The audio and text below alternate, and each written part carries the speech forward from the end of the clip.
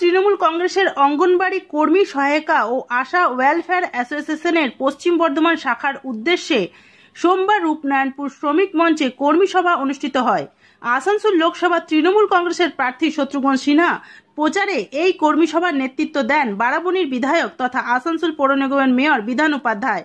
তার সঙ্গে উপস্থিত ছিলেন জেলা পরিষদের কর্মদক্ষ মোহাম্মদ আরমান, অঙ্গনবাড়ি জেলা কনভেনার ঝর্ণা মাঝি, রাজ্য কমিটির সম্পাদক রুমু বক্সি,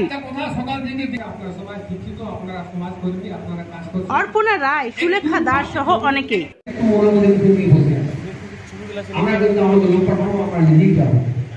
অর্থাৎ আমাদেরকে সব লেভেলে একটু কাজ করে দেখুন। এই ভোটের সময় তো অনেক পার্টি সব আসবে, এক মাস মধ্যে দেখবেন, এক মাস মধ্যে পার্টি ভোট নেমে গেছে, ভোট চলে এসছে। কারণ বাই ইলেকশনে উনি এসেছেন, কিন্তু এটা দাদা ভালো বলতে পারবে, আমাদের এই আসানসোলের জন্য তিনি 14 কোটি টাকার কাজ করেছেন। অনেক সাংসদ তারা কিন্তু 5 কোটি টাকাও খরচ করতে পারেনি।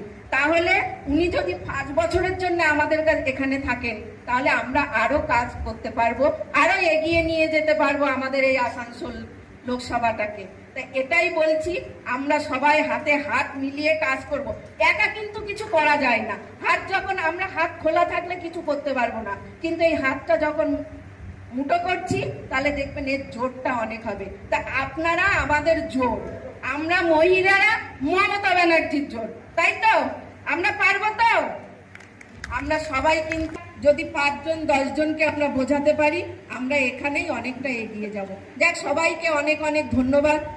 ভালো করে বুঝি যে কে আমার ভালো চাইছে আর কে আমার খারাপ চাইছে, এটা সব মানুষের বুঝে। খালি আমাদেরকে যে বাড়িতে বাড়িতে যে একটু যদি আইসিডিএস এর যারা দিদিরা আছে, বোনেরা আছে, মানে তারা যদি যায়, তাদের একটা সম্মান আছে পাড়াতে, প্রতিবেশীরা তাদেরকে সম্মান দেয় একটু, তারা যদি ঘুরতে পারে তাহলে মনে হয় আর বেশি করে পাওয়া যাবে।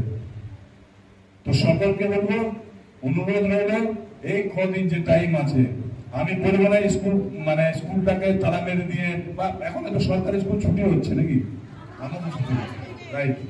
তো স্কুল আমরা কোনোদিনে, আমাদের সরকার বা আমাদের পার্টি, আমরা কোনোদিনই চাই না স্কুলে তালা মেরে দিয়ে তারা পার্টি মিটিং মিছিলে যায়, কোনোদিনই চাই না। আমরা কোনোদিন আসতেও বলি না। স্কুলটা করুন, আইসিডিএস এর যে বাচ্চারা আসছে তাদেরকে পড়াশোনা করান, কারণ মা বাবার পরে তারপরে আপনাদের স্থান রয়েছে বাচ্চাদের কাছে, আপনারাই তৈরি করবেন তাদেরকে। তো তাদেরকে পড়াশোনা করান, তারপর বাড়িতে এসে রান্না